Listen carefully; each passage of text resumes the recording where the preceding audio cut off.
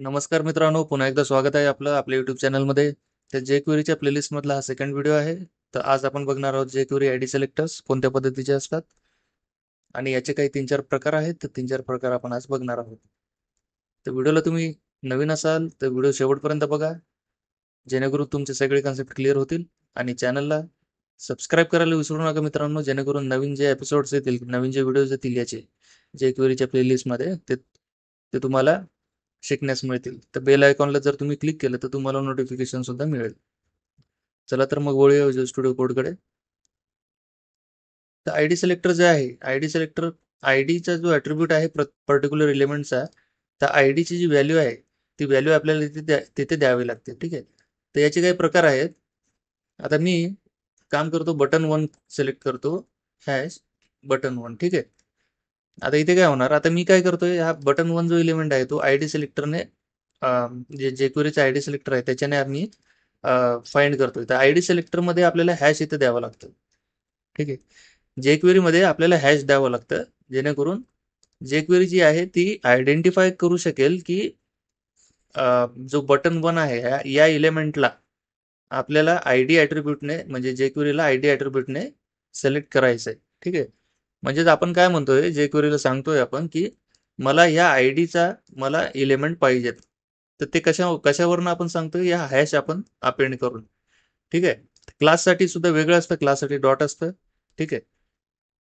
तर आता मी काय करतो, इथे क्लिक देतो, एक फंक्शन देतो इथे. त्याच्यानंतर मी काय करतो, कन्सोल लॉग. तर आता तुम्ही पाहू शकता ब्राउझरमध्ये हे जे टेक्स्ट आहे हे मी आता काढतो. तुम्ही इथे बघू शकता, हा क्लिक मी बटन आहे, बरोबर आहे.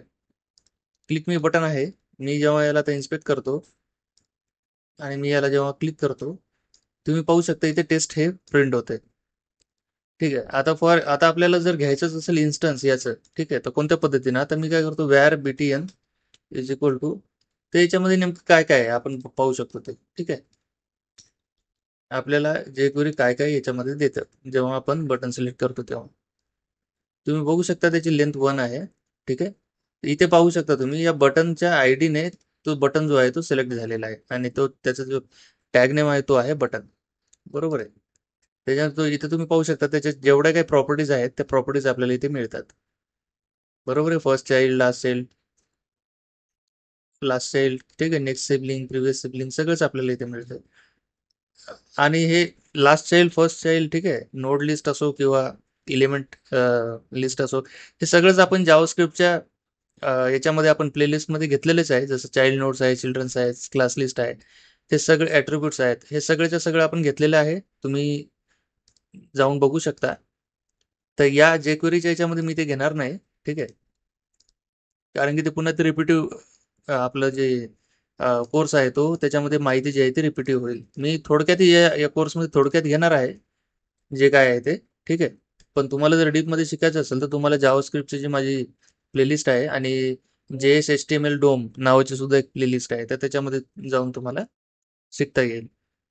तर या व्हिडिओमध्ये तुम्ही एवढंच लक्षात ठेवा की आपल्याला आय डी जो आहे तो आय डी सिलेक्टर आपल्याला हॅशने, म्हणजे जेक्वेरीला आपल्याला सांगावं लागतं की इथं हॅश मी देतोय, तर मला या बटन वन नावाचा आय डीचा एलिमेंट मला पाहिजे. ठीक आहे. तर याच्यामध्ये दुसरा एक प्रकार आहे पहा, आपण टॅग नेम देऊ शकतो, बरोबर आहे. आता मी काय करतो, आता हे आउटपुट कंटेनर आहे, बरोबर आहे. त्या आउटपुट कंटेनरला मला आता फाइंड करायचं आहे. ठीक आहे. कोणत्या पद्धतीने, तर एक तर आहे आय डी सिलेक्टर आहे, त्या आय डी सिलेक्टरने मी फाइंड करू शकतो, किंवा मी काय करतो, टॅग नेमनं सुद्धा फाइंड करू शकतो. ठीक आहे. तुम्ही ते बघू शकता.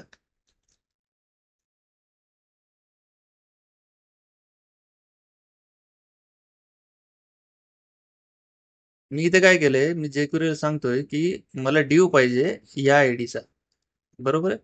या आयडीचा मला तो पर्टिक्युलर ड्यू एलिमेंट असा मला पाहिजे. कारण की कधी कधी काय होतं की सेम आयडीचा आपण चुकून मल्टिपल एलिमेंट्सला देऊन बसतो.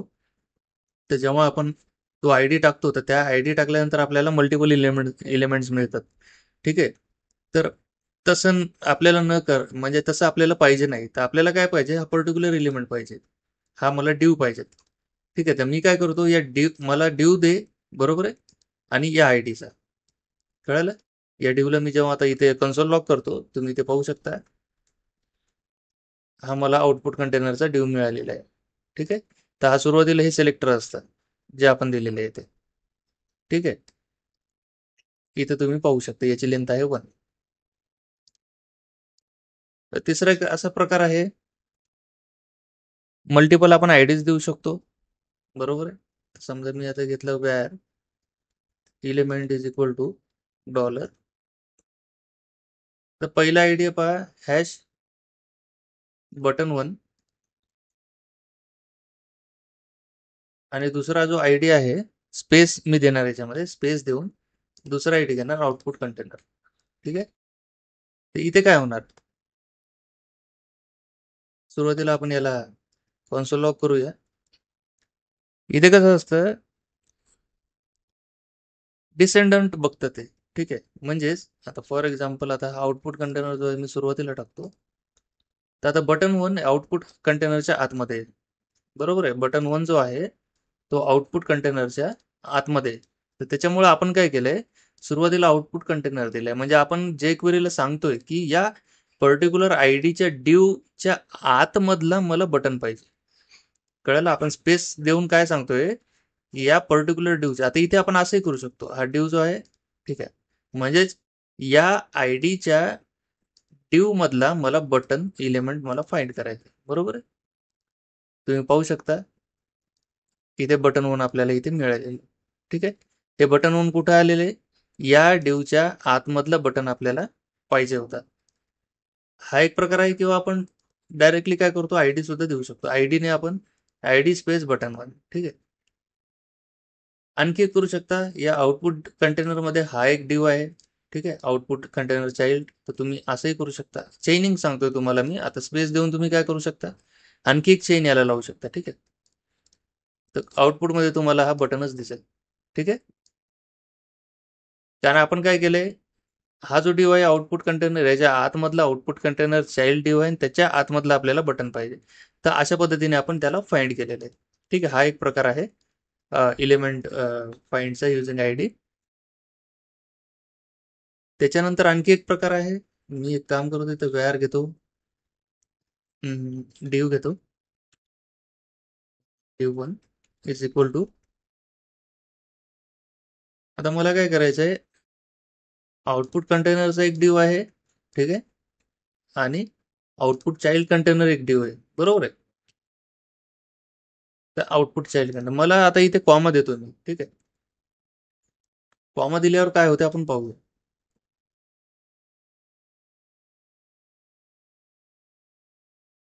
कन्सोल लॉक करतो मी,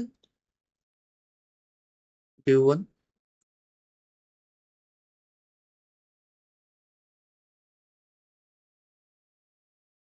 तुम्ही इथे पाहू शकता, याने काय केलंय, मला 2 एलिमेंट्स दिलेत. बरोबर आहे. पहिला आहे पहा आउटपुट कंटेनर ड्यू, त्याच्यानंतर दुसरा आहे पहा आउटपुट कंटेनर चाइल्ड. बरोबर आहे. मी इथे कॉमा दिलेला आहे. कॉमा दिल्याने काय होतं, की हे ॲज अन अरे, जे क्वेरीमध्ये ॲज अन अरे जातात हे दोन्ही इलिमेंट. बरोबर आहे. हे दोन्ही इलिमेंट ॲज अन अरे घेतात आणि तो लूप लावून आहे ना, प्रत्येक इलिमेंट जो आहे तो आपल्याला रिटर्न करतो इथे. तर रिटर्न कसा केला त्याने, तुम्ही इथे पाहू शकता, एका ऑब्जेक्टमध्ये आपल्याला रिटर्न केलेलं आहे. ठीक आहे. त्या ऑब्जेक्टची लेंथ काय आहे, लेंथ 2 आहे, जे 2 लेंथ आहे त्याची. बरोबर आहे. आणि पहिल्या कीला काय आहे, पहिल्या कीला आहे हा ड्यू कंटेनर, आणि दुसऱ्या कीला आहे हा ड्यू आउटपुट कंटेनर चाइल्ड. कळालं? हे अशा पद्धतीचं आहे. हे 4 प्रकार आहेत.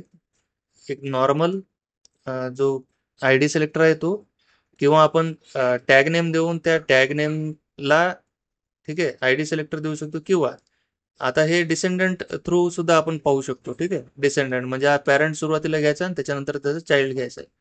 एक डिसेंडंटचा एक प्रकार आहे. किंवा आपण मल्टिपल इलेमेंट फाइंड करू शकतो एकाच स्टेटमेंटने, कॉमा तिथे देऊन. बरोबर आहे. अशा प्रकारचं आहे मित्रांनो आयडी सिलेक्टर. तर खूप डीपमध्ये तुम्हाला मी आज सांगितलेलं आहे. तर तुम्हाला हा व्हिडिओ कसा वाटला मला नक्कीच कळवा. चॅनलला सबस्क्राईब करायला विसरू नका, आणि व्हिडिओ तुम्हाला आवडला असेल तर व्हिडिओला लाईक आणि शेअर करायला विसरू नका मित्रांनो.